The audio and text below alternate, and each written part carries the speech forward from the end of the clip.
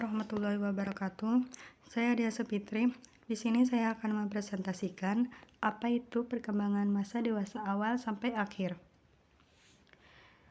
Yang pertama, pengertian dewasa. Menurut Freud, seseorang dikatakan dewasa apabila orang itu bertanggung jawab terhadap pekerjaan sehari-hari dan cinta yang telah diikrarkan, khususnya kepada pasangan pernikahan.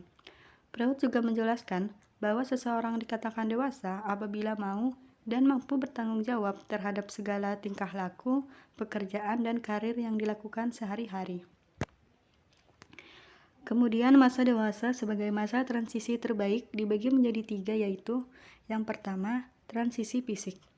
Transisi fisik ialah di mana penampilan fisiknya benar-benar matang, sehingga siap melakukan tugas-tugas seperti orang dewasa lainnya, misalnya bekerja, menikah, dan mempunyai anak. Ia dapat bertindak secara bertanggung jawab untuk dirinya ataupun orang lain, termasuk keluarganya. Masa ini ditandai pula dengan adanya perubahan fisik, misalnya tumbuh bulu-bulu halus, perubahan suara, menstruasi, dan kemampuan reproduksi. Yang kedua, transisi intelektual. Dari sisi intelektual, sebagian besar dari mereka telah lulus dari SMA dan masuk ke perguruan tinggi, universitas, atau akademi. Kemudian, setelah lulus tingkat universitas, mereka mengembangkan karir untuk meraih puncak prestasi dalam pekerjaannya. Namun demikian, dengan perubahan zaman yang makin maju, banyak di antara mereka yang bekerja sambil terus melanjutkan pendidikan yang lebih tinggi, misalnya pasca sarjana.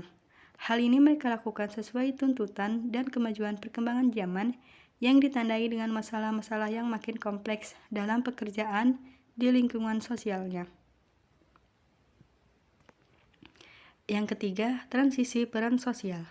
Pada masa ini, mereka akan menindaklanjuti hubungan dengan pacarnya untuk segera menikah agar dapat membentuk dan memelihara kehidupan rumah tangga yang baik, yakni terpisah dari kedua orang tuanya.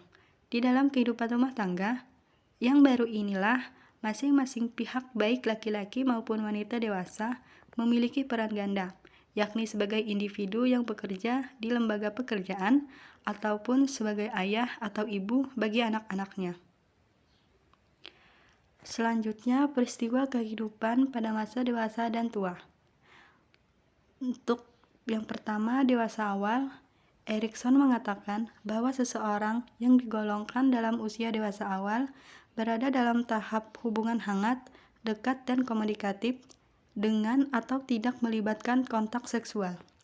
Bila gagal dalam bentuk keintiman, maka ia akan mengalami apa yang disebut isolasi, merasa tersisihkan dari orang lain, kesepian, menyalahkan diri karena berbeda dengan orang lain.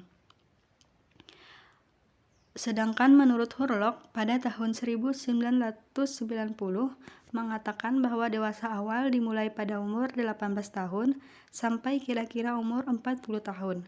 Saat perubahan-perubahan fisik dan psikologis yang menyertai berkurangnya kemampuan reproduktif, namun secara umum, mereka yang tergolong dewasa muda ialah mereka yang berusia 20-40 tahun. Untuk yang kedua, dewasa tengah atau juga bisa dikatakan dewasa madya. Periode dewasa tengah adalah waktu timbulnya tekanan emosional. Oleh Bernice Nengerten dalam Thorn dalam Achwell tahun 1990 dikatakan bahwa periode ini merupakan suatu masa ketika orang dapat merasa puas dengan keberhasilannya. Meskipun bagi orang lain ada kalanya periode ini justru merupakan permulaan kemunduran. Sedangkan bagi Erikson, dalam periode ini individu memiliki antara kearifan dan penyerapan pribadi. Kearifan yang dimaksud adalah kapasitas untuk mengembangkan perhatian terhadap orang lain atau masyarakat sekitar. Orang yang gagal mengembangkan kapasitas kearifan ini mungkin menjadi semakin terserap pada diri mereka sendiri, seperti larut dalam kehidupan duniawi dan bendawi saja. Teori Erikson ini berpijak pada kenyataan yang dia sinyalir bahwa dalam setiap tingkat kehidupan selalu dicirikan dengan pilihan-pilihan antara dua pendekatan terhadap kehidupan, satu positif dan satunya negatif. Yang ketiga adalah dewasa akhir. Jadi dewasa akhir adalah saat dimana Seseorang memasuki lanjut usia merupakan periode akhir dalam rentang kehidupan manusia di dunia ini. Banyak hal penting yang perlu diperhatikan guna mempersiapkan memasuki masa lanjut usia dengan sebaik-baiknya.